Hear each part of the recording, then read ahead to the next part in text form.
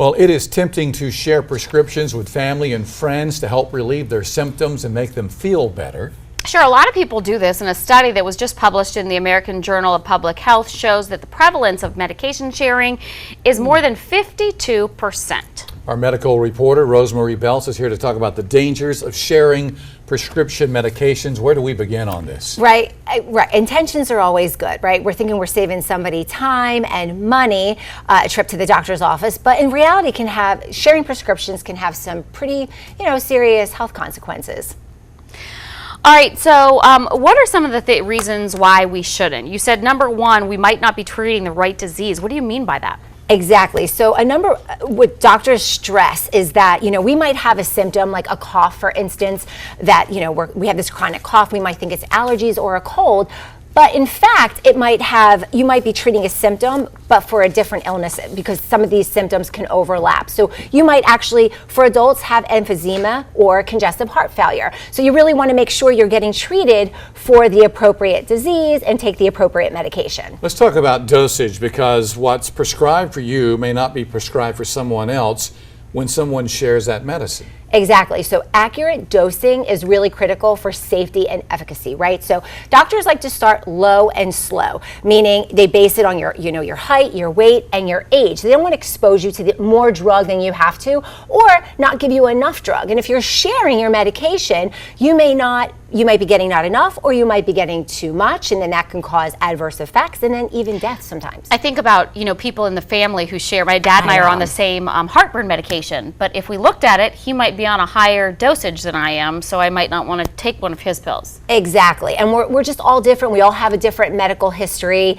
and and what drugs are made of, you might even have an allergic reaction to it. Wow. So it's something to think about. All right, let's talk about antibiotics. This is something you definitely don't want to share with folks. Why is that? Right. So we talk a lot about pain, medication, which we'll get to, but antibiotics in the medical community is a big threat, because we know we shouldn't have any antibiotics left over, because we're not taking the amount of antibiotic that's recommended to kill that bacteria. So this, antibiotic resistant bacteria is a major cause to that. And also, you might look at a bottle and think it's an antibiotic, and it might not be an antibiotic, because names could change by one or two syllables or vowels, and it can change the whole drug.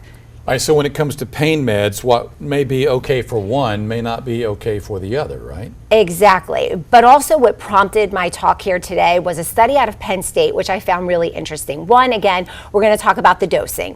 Could be you don't want to take too much or not enough for somebody. And also, you might be taking something for pain and have an underlying health condition like kidney disease or liver disease, which a pain medication could actually make worse. So now you're bringing on another problem that you might not know that you have if you're sharing a medication. Right. So if my wife is taking a medicine and she says, "Oh, I've got you can take this," I might be allergic to it.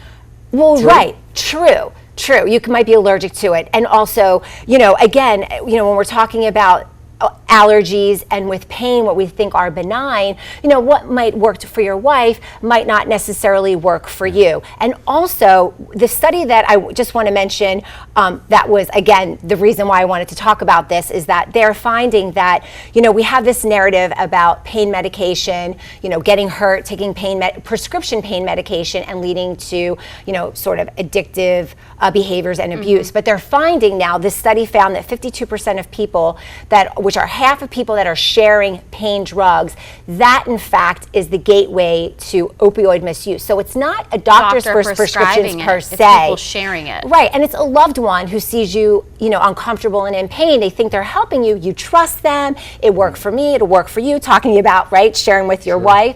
But not pain medicine, but antibiotics, but pain medicine, which in fact then, now they're going to go doctor shopping. So they're doctor shopping for this pain medication, which will lead to that. So it's very different. Everybody is to blame, basically. Right, and you want to get to and the reason why they did this study is because they want to get to the root cause, because we're trying to figure out, education, how we're going to, rehab, and, intervene with this problem. And how do we know unless we know really what's causing it? That's some medicine for that cough. I need some Not my medicine. I'm not sharing. I'm going to get my own. All right, Exactly. thank you so much, Rosemarie Beltz, for checking into that for us. All right, up next, Chief Meteorologist Efren Afonte returns. He's got a complete check on your forecast as we get Andrea some meds in just a moment.